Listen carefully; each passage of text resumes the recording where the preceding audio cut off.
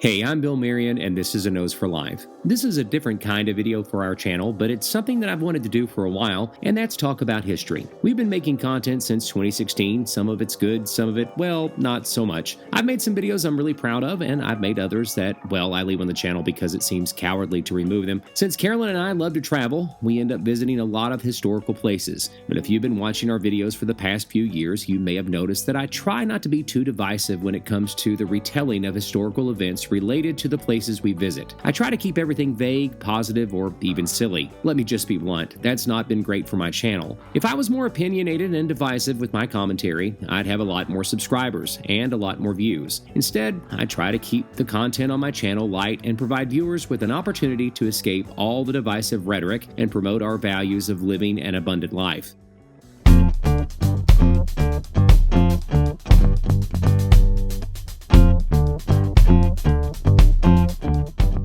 So this is First Landing State Park here in Virginia, and it's where the English landed and said, "Hey, we're gonna build something here. We're gonna do some things." And it's kind of cool. I mean, we're here, literally cool. It's like 50 degrees, and when the wind blows, it feels like it's a lot colder. I mean, yeah. That being said, it's a really cool park. I mean, there's all kinds of trails and everything else, and we're just down the road from the lighthouse. So this is a really cool place to visit. The campground is very, very nice, and the people that work inside, they were wonderful. I mean, they had all the information that you need. This is a really cool historical place to bring your kids and camp out on the beach and also get an education out of it. It's pretty cool. It wasn't long ago that historical discussions were considered a little less polite than talking about the weather, but not as divisive as, let's say, politics. But towards the end of the Vietnam War, that all changed. History books revisiting and reinterpreting the American Civil War flooded bookstores and libraries across the U.S. and continue to do so for the next few decades.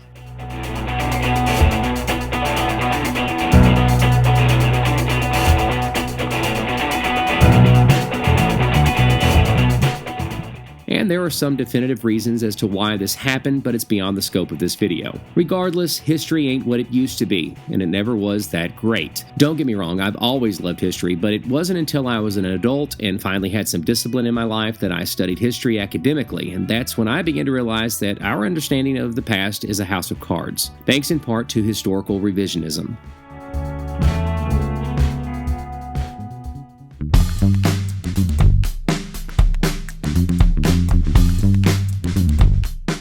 So this is the Jamestown Amphitheater,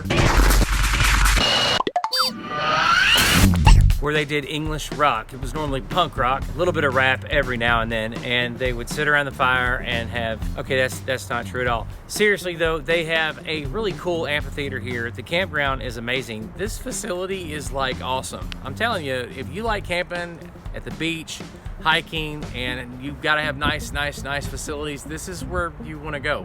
I didn't even know it was this nice. It is, it's very nice. I think everybody along the Virginia coastline and the North Carolina coastline claims Blackbeard. I'm just saying. But he's no Jack Sparrow, and he probably doesn't have the legal issues that Jack Sparrow has these days, you know what I'm saying? Am I right?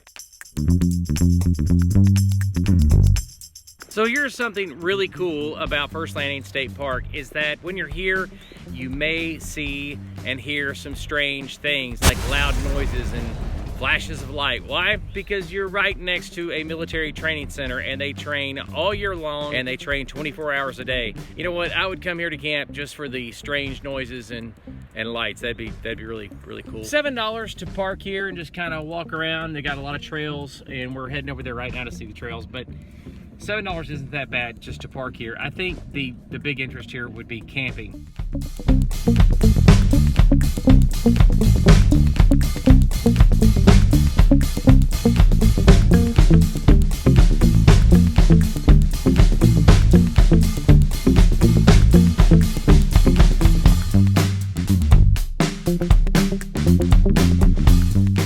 So we're walking along Bald Cypress Nature Trail, and I'm just going to tell you, this is one of the cleanest state parks I think I've ever been to in my life. But here's what I'm really impressed with, how amazing the staff is here. I mean, the rangers are extraordinarily friendly. People in the stores, they're awesome. I mean, everybody here's really nice, so I'm really impressed with the park. But this is actually nicer than I expected. It's not what Carol and I normally do, but I'm really impressed with what they have going on here. It's really cool. You need to check it out sometime.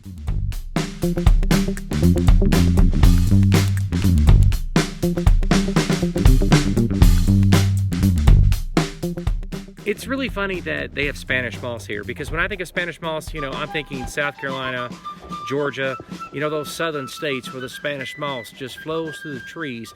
I haven't seen any Spanish moss here, but according to the sign, there's Spanish moss here, so that's a thing. That's cool. So I totally missed the Spanish moss earlier. Okay, it was in that other shot because Carolyn from Florida said, "Hey, you big dummy, it's right there." She didn't say big dummy. Maybe she did say that, but still, there's Spanish moss all over the place here. I just wasn't looking for it. That's really cool.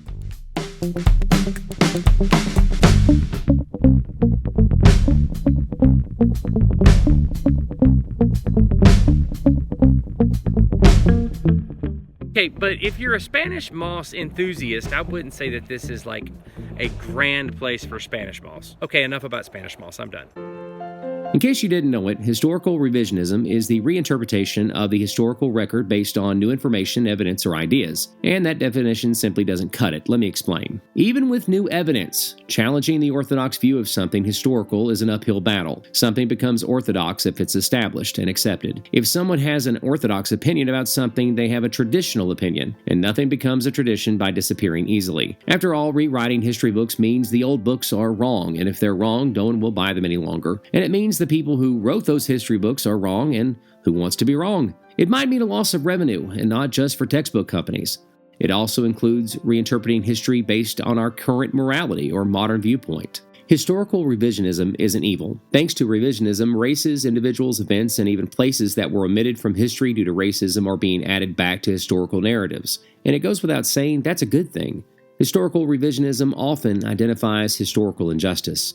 And this is what weighed heavy on my mind while visiting Fort Landing State Park in Virginia, the good and bad of historical revisionism. As Carolyn and I walked around the area and looked at the trails, I admired this historic Virginia State Park for trying. They're trying to get it right, whatever that means these days. They're trying to be all things to all people, as the Apostle Paul said, and that's admirable. One thing's for sure, it's the friendliest Virginia State Park Carolyn and I have visited yet, and it's one of the cleanest too. The pressure on this state park must be enormous. First Landing State Park opened back in 1936 as the location that celebrated the arrival of the English in 1607. Almost 3,000 acres of protected salt-marsh habitat, 19 miles of trails, and the precious Chesapeake Bay beachfront, which is a hidden secret as it is one of the least crowded beaches during the peak season. It remains the most visited state park in Virginia. I'm not just saying this, but it's a really neat park. We loved it. But the way we view the colonial period has changed over the past 50 years, not to mention how much it's changed since 1936. The history didn't change. The facts were right there. But society was perfectly content ignoring the injustice. No one was covering up the fact that millions of Native Americans died upon the arrival of European settlers. And it only got worse after that. Historical revisionism is great at identifying historical injustice, but it doesn't teach us anything about serving justice or how to move forward or how to celebrate an amazing accomplishment in the beginning of a new era while remembering the tragic price countless others paid for that accomplishment. We always say that we must remember the past or we'll be forced to repeat it or something like that. But it's equally important to remember the past correctly. And in doing so, it's necessary to remember the triumph and the tragedy in 1607 without reducing either perspective. That's real history. The good, the bad, and you guessed it, the ugly. This is the task handed to First Landing State Park and every historical park in the U.S. Approaching history with sensitivity and maintaining historical accuracy will continue to challenge all our parks in the U.S., and I hope we're patient enough to let them work through it.